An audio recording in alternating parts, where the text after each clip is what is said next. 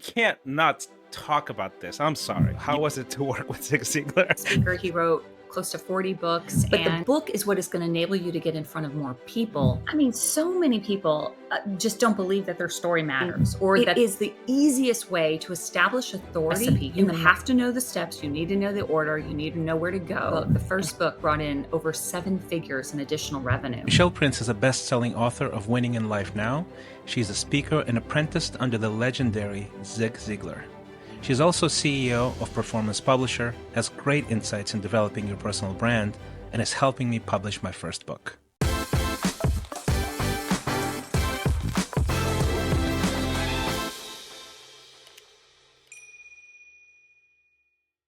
Are you enjoying this podcast and ready to level up?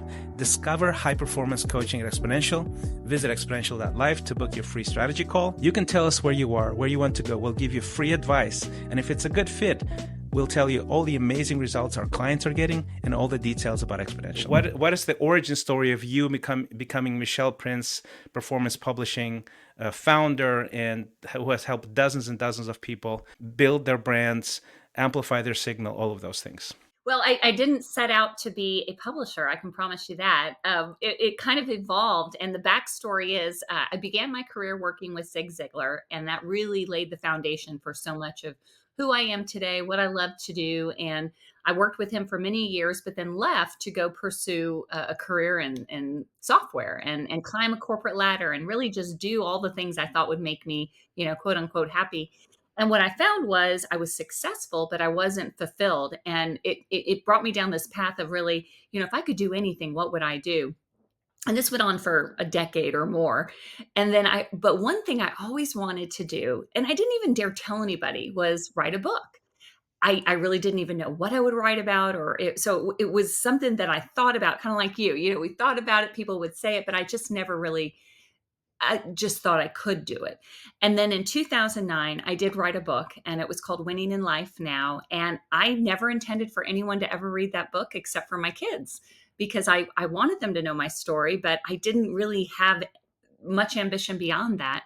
But what happened was, as soon as we released the book and as soon as it got out there and it took off and it hit bestseller in a couple categories, and it opened up these opportunities for speaking and consulting and things like that, I would get so many questions when I was out speaking. And the 2 main questions I would get was, number 1, what was it like working for Zig Ziglar? Everyone wanted to know that. Great man. Yes. But the second question was, how did you write your book? I want to publish a book. And so it evolved from me speaking and sharing, and which I'm still very passionate about, helping people to find their passion, their purpose, and really take their gifts and put them out there into the world. But then I also got passionate about, wow, if I can do this, you can do this. And so I went down the path in 2010 to officially start a publishing company to help people to get their book out there, but not in the broken way that it's been done all these years in publishing. This is more, the benefits go to the author, and I just assist them in helping them to get their books complete. So, Okay, so I'm so sorry that I have to do this to you, but how was it to work with Zig Ziglar? I sort of knew that in the back of my mind. And then once you said it, I'm like, oh my gosh, like we can't not talk about this. I'm sorry. You have to share the goods here. truly, I feel so incredibly blessed that I had that opportunity, and I will talk about it forever and as long as anyone will let me. It was incredible. When I was 18, my parents literally forced me to go to one of his conferences, and I didn't want to go. I went kicking and screaming, but I ended up loving it. And I walked up to him at 18, and you're really confident at that age, and I'm like, I'm going to work for you one day. You just wait and see.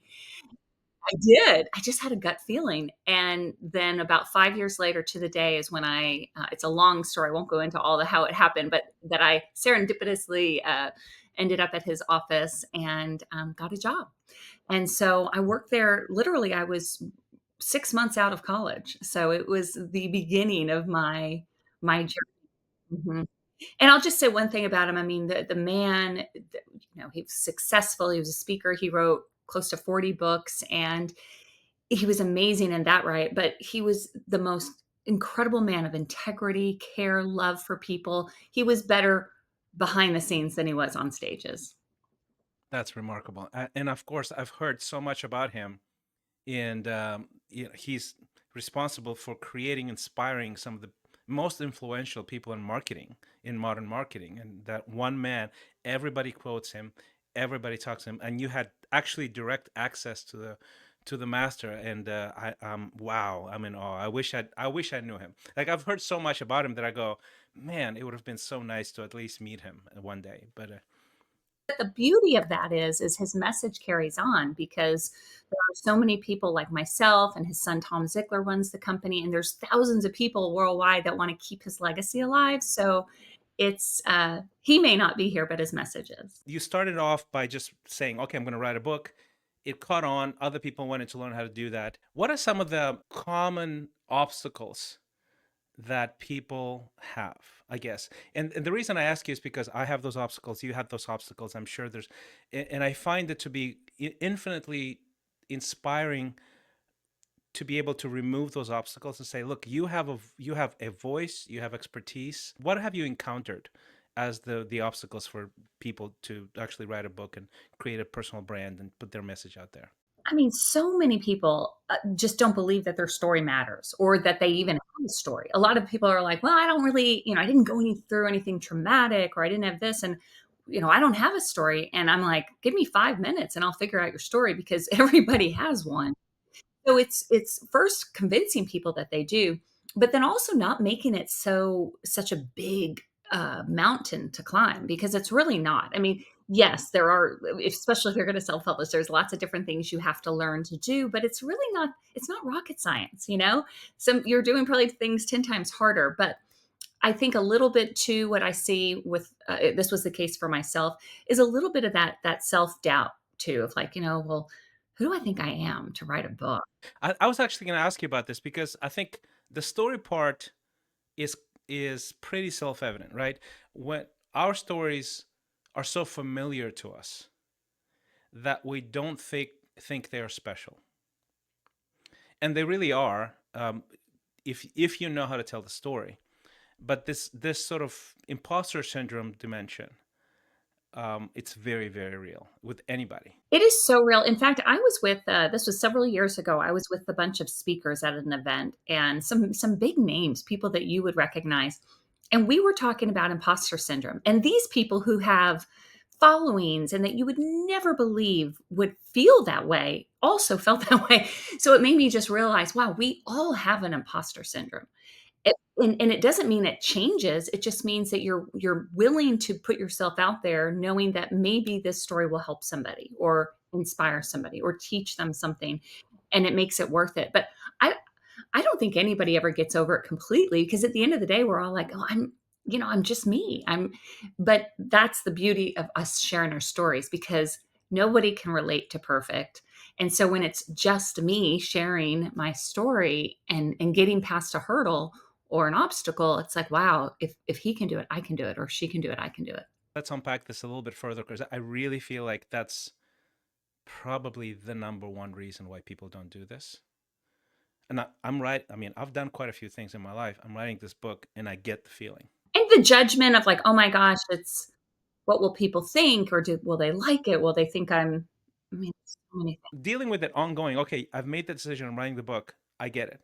But how do you start? How do you overcome the initial resistance, that pushback that you get internally? I was doing a live event called Bookbound, and when we do it online through a digital course now, but people would come, and of course they're coming to this event to write a book and learn how to write a book and publish a book and all of that.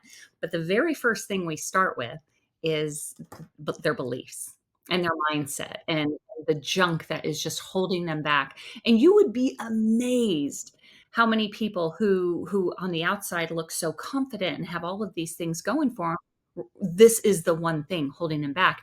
But if I would have said, hey, come to this seminar, I'm going to work on your head junk, and we're going to get excited about your beliefs, nobody would come. So I learned this from Zig. You give people what they need, right? Sell them what they want to buy, but give them what they need while they're there. So we start there, because once we can get past that, then we can start looking into, okay, well, what would your story be? And what is my favorite part of working with authors is when they get that light bulb moment of, oh my gosh, my story, it's just me. It's just the stuff I've been telling my friends and my family and my passions, and it's my experiences, and they're not all great, but you know what? I'm on the other end of it now, and I can turn around and share that information with someone to make their journey easier. It is just the most like, that's when they go, maybe I do have a story. But first we have to unlock what's mentally holding them back. Because the process itself, it's just like a recipe. I mean, it's not hard, right? You have to edit it, you have to do a cover design, you have to do all this, but it's getting up to that point. And one last thing I'll say, and I'll bring Zig back into this, is something that he would always say. Whenever the last several years he was alive, he did this more than ever, but he would always ask people, have you written a book? Have you written your book yet? That's what he would say. And people would say, like, oh, no, no, no. And he's like, you need to write a book. You need to write a book. You need to write a book. And one time I was in the office and I asked him why he always said that. And he said it's the person you become. Really? What did he mean by that? Well, you know, I think what I took out of it is that when you finally decide to do something like write a book, it's not about the book. It's about you being like, I am putting myself out there and sharing what's in me. I'm sharing my gifts. I'm putting it out into the world without worrying about what people think. And I do think, and I think back to my own journey with my first book. It took me 9 months from the time I started to the time I finished it. And I was a different person. I was more confident. I was more like, you know what? I do have a story and I do have a heart to help people. And this is worth it, you know? So I think that's what he meant by that. But I know he wanted everyone to write a book. I don't think you even know this, but I've written 2 books and I've shelved them. So the first one was just a spy novel, and I did it just for therapeutic creative expression reasons. And it was so much fun, but it was in a foreign language, it was for a different market. And then eventually actually it did the reason I ended up writing it is that I started writing it and then somebody said, "Hey, this is a really good miniseries for TV." And they were like, they start pitch. So I basically got a little group of people really wanting to do this, a director and stuff like that. Oh, And they started pitching it. It was in Eastern European markets, and it was it was a couple of times very close to being picked up. So they would say, "Well, what's the next episode? What's the next sort of thing?" And so I kept writing the story, the arch of the story, wow. and I was like halfway there, like might as well just do the book, right? So just as an just as a creative exercise, ended up not being picked up. And then I wrote another one that's really more of a memoir type thing, and I shelved it as well because I don't want to write a memoir. I think it was also more of an exercise. And this book that I'm writing right now, it's one of those things that you just mentioned, is that you talk to people about certain things all the time. So I talk to my wife, my friends, as an immigrant coming to America, how grateful I am, how amazing that is, and how from my perspective, many Americans don't appreciate what they have, and so they underappreciate what America is, what a miracle it is, why it's a miracle. And I kept saying that for years and years and years, and Deb was like, "You have to write these things down, right?" So eventually, I started this book, and as I started writing this book, I'm sort of halfway there, and it's a smaller book. It's the format really inspires me because it's almost like a coffee shop table book with lots of illustrations, very visual, very, and you can read it in like an hour and a half maybe. So I like the format. As I'm doing that and embracing the format, I go, oh, I think I have like 6 books in me now, you know? So what you just described, I'm definitely feeling that transition into, yeah, I feel like I've changed as a human being because I'm writing this, and I feel like it's going to help some people. So here's my next question: what if you overcome that first step? If you go, okay, sign me up, and I'm talking obviously to the people in listening to this, watching this on whatever platform, is okay. I have a story to tell. I think it's relevant.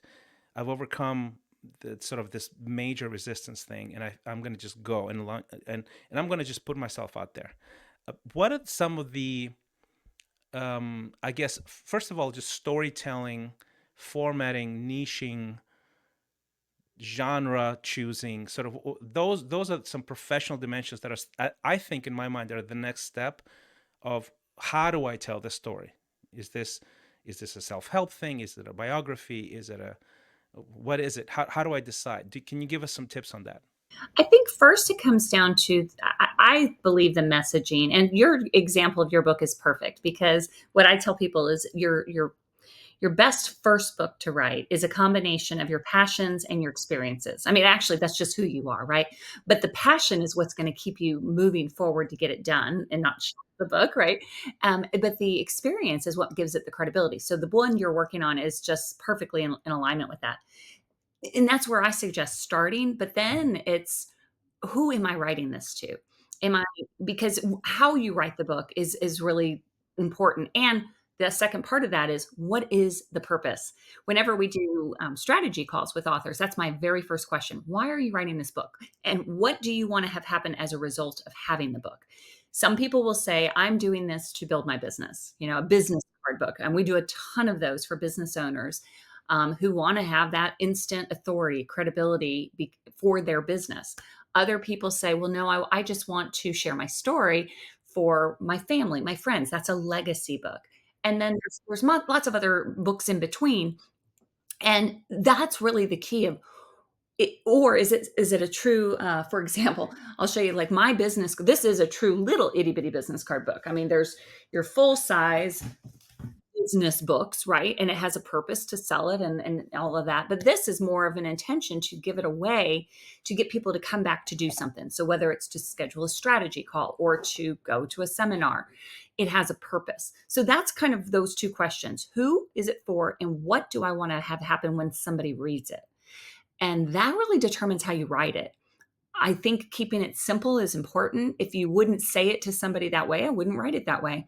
So going back to one question I tell people to ask themselves is, if you have one chance to help the group of people, whether it be business owners, moms, whoever, on the topic that you're writing about, and you have one chance to really give them all the information you know about it, what would you say?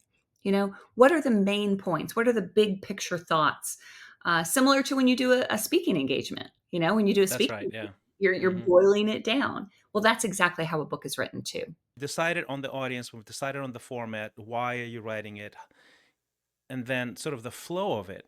I think for a non-professional, not a non-professional communicator, that can be just overwhelming. The style, the language, the formatting, the chapter, all of that. Yeah. How do you help people with that? Well, the good news is there's a person called an editor, and their job is to make anything read better. But it's interesting. A lot of people think that they have to sit down at a keyboard and struggle, especially if they're not good writers or they don't love writing. And you don't. In fact, a lot of books are, many books that we do are not done that way. Most of them are done just like we're doing now, on a Zoom call or on a recording, to where we're just asking questions, and everything you would ever put into a book for nonfiction, it's in your head, right? It's your passions, Yes. it's your experience. So sometimes if you're struggling to get it out onto paper, getting somebody else to ask you those questions to pull it out of you is a great way to get started. That's right. And another way is, especially if you do speaking, is anytime you speak, record yourself, and then that can be transcribed and used as the basis. In fact, my second book I wrote was called Busy Being Busy But Getting Nothing Done. And it was on time management, productivity. And I was doing a lot of speaking on that topic around that book. But leading up to writing the book, I was speaking on it. And so I would just record those talks, and I literally took those recordings, and that's what created the book. And it was done a lot quicker than sitting down and pounding it out on a keyboard. So the process, it doesn't matter how it gets done. It's just whether somebody helps you or you do it yourself, get it out of your head onto paper for an editor to then make it read great. What is better, to self-publish or to look for someone to publish you for sort of a well-established publishing house, etc.? Sure. There's 3 paths to publishing, and there's really no right or wrong, although I may hopefully lean you toward one of two ways. So there's the traditional model, which is what most of us are familiar with. It's been around for forever. And, Thomas Nelson and some of the big houses, and they pick up your book. And in some cases they pay you in advance. In most cases they don't, or it's very little, but they basically do the work. They have editors, designers, they publish the book. Now, the misconception is they're going to market the book for you and all that, but the truth is they don't. And that's why they'll only work with authors that already have an established platform. So first-time authors, that's not the route to go. And plus, they take 80 to 90% of the profit. They own the rights to your work. So for somebody like myself who was using my book to build my platform and share my story, why would I want to give that up? Which which really gives first-time authors the best two options are to self-publish or hybrid publish. And our company is a hybrid publisher. We call it partner publishing, but hybrid means it's somebody doing the work for you, just like the traditional publisher. The only difference is, and it's in many cases the same, some editors, same printers, so it's high quality, but the author still gets the benefit. They're not keeping the royalties. They're just doing the work for the author. And that obviously to outsource the work is going to cost you more. But for most people, we work with a lot of business owners, their time is money. So it's worth investing a little bit to get it done and get it done right. The last option is self-publishing, and it's a very doable process. We help a ton of authors. That's what Bookbound Academy is for, people that want to self-publish. It's just a recipe. You have to know the steps. You need to know the order. You need to know where to go and how to do it right. But it's a very doable process. So the question is, which is right for you? Well, budget and time are the two most important things. If you're willing to invest a little more time and you want to save money, self-publish. That's right. If you're willing to, if your time is, you really don't want to learn all the ins and outs of how to get an ISBN and a Library of Congress registration and how to print it and Amazon optimization and all that stuff, well, then have a hybrid publisher do it for you. But at the end of the day, you have the same result. You're a published author. I'm so grateful that I'm working with you guys because I think the writing itself takes so much out of you. It's such an emotional labor heavy endeavor that adding logistics, tech expertise, all of the stuff that goes into the publishing, to me, that's I'm grateful that someone would take that off my shoulders, to be honest with you, and to have an extra pair of eyes, take a look at it as an editor, also hugely important. It's a good model, yeah, and it's different from. I would say that the old way of publishing is kind of broken, and it was just too one-sided. It was in the benefit of the publisher. And so I think with folks like yourself sharing your personal stories, there's just a better way. And that I never intended nor wanted to get into publishing, I'll be honest. But it was a natural progression of a book. It's not about the book, but the book is what is going to enable you to get in front of more people to take your message and make an impact. That's really what a book is for. That whole dimension is exploding. I think the whole personal branding dimension, that you can actually work for yourself, create lots of flexibility, lots of freedom on lifestyle, have a much broader audience and reach, and help more people. So from your perspective, let's talk about personal branding and how publishing fits into this and just the benefits in general. As much as I am a publisher, I still don't believe that a book is the only way to build your personal brand. It's just one way. But think of it's the core message. So the core message, it is of course in a book, but your core message is also shared on a stage. It's shared in one-on-one coaching. It could be shared in a mastermind group. It could be shared on a podcast, right? And you could develop so much around that. The key is figuring out, how do people want to learn best? Not everybody likes to read books. So taking your core message and broadening that allows you to reach more people. But there's also something that happens, and I do call it the power of authority. It was a book I wrote, but it's also a play on words that you can't spell authority without author, meaning it is the easiest way to establish authority in the mind of somebody, like a prospect. And that authority, deserved or not, happens before they read your book. So think about that. It's not about the book. It's not about what's in the book. It has to be done. It has to be done right.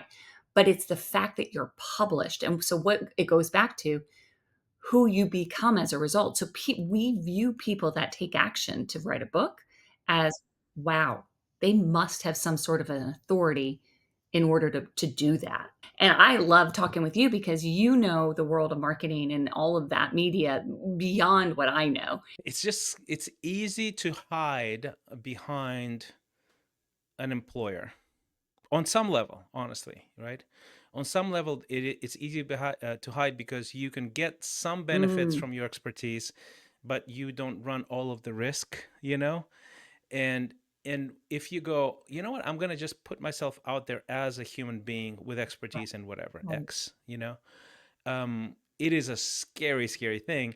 But in modern times, I think in Mhm. the last decade, just in the last decade, compared to, the human history, it's less than a blink of an eye. It's a millisecond. Our ability to reach anybody, anywhere, with our expertise and our help, has exploded. And to not put yourself out there, I think basically bears the question why. I was actually talking to someone on the phone just literally an hour ago, where I was telling this lady, I said, look, you have a brand, you have a recognizable brand, a recognizable, you have expertise that is above in the top 1%. I beg you to consider a personal brand and a channel on YouTube and other things like that, because in my mind, this is a responsibility. I know you, I'm your friend, and I'm telling you, it's your responsibility to do this. What is the domino effect, the ripple effect of this, in from the stories that you know? Ah, gosh, I have so many stories too. It brings me so much joy when I see somebody years later and they're doing great things, and never was it on their radar before, right? And the book just opened up opportunities and doors. But so many people come to mind. I'll give you a few different types of examples. So from a business perspective, we have an author, and he's an amazing man, a doctor, and I talked about him a lot because has done so much. He already had a successful practice. We've done a couple books for him, but we did his first book, and he uses that book literally to uh, get people into his practice, and sends it out, or when he's having a one-on-one with them, puts it across the table, like, go to chapter 8. Those people we cured, he has a like a holistic business practice, and he'd be like, chapter 8 is how we help people with the exact same situation that you have. And it just instantly sold. And he said that one book, the first book, brought in over 7 figures in additional revenue just from the book.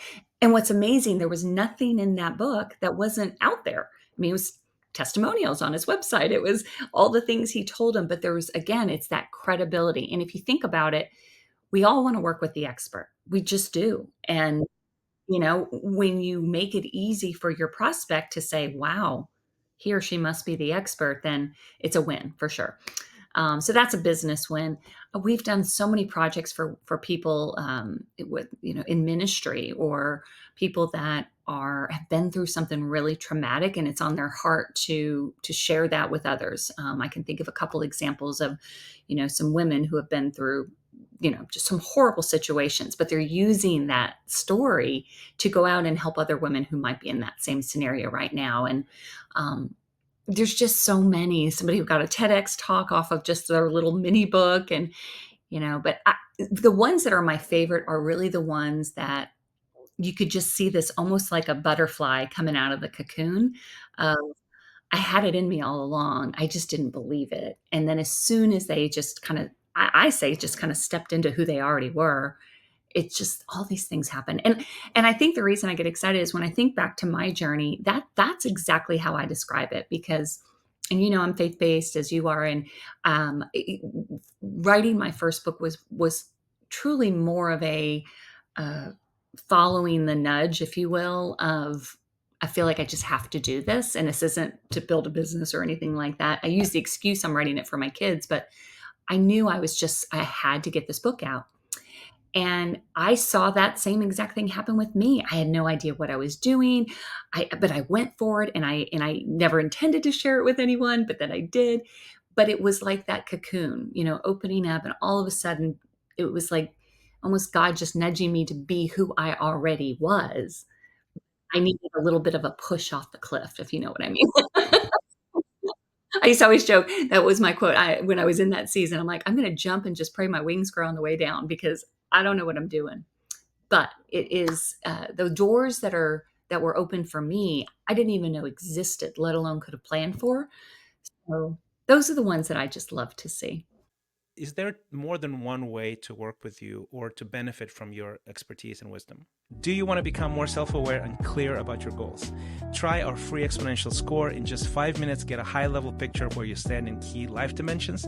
Get your personal life score at exponential.life/score. For sure. I mean, we have the publishing company for people that know they don't want to do it themselves, done for you. And we do everything from write the book to publish the book to even launch the book, depending on what they need. And that's available through performancepublishinggroup.com. But then there's a lot of other things that we do for people that maybe they just want to learn the process. That's what Bookbound Academy is for. It's just, I don't even know if this is for me or what is my story. That will walk you through these exercises of figuring out, well, what is story. Yes. And then it'll take you through the publishing and all that. But before you even make the decision to publish a book, just let's just see what comes up. What is it that you could share with people to make an impact? And we do also a ton of other types of projects. One of my other favorite things that we do is, I do believe that once somebody starts on the publishing journey or the writing journey, not even publishing, they realize they have so much more to say. So we do a lot of these collaborative or compilation books where it's multi-authors, and they just write 3,000 words, and then which is a chapter in a bigger book.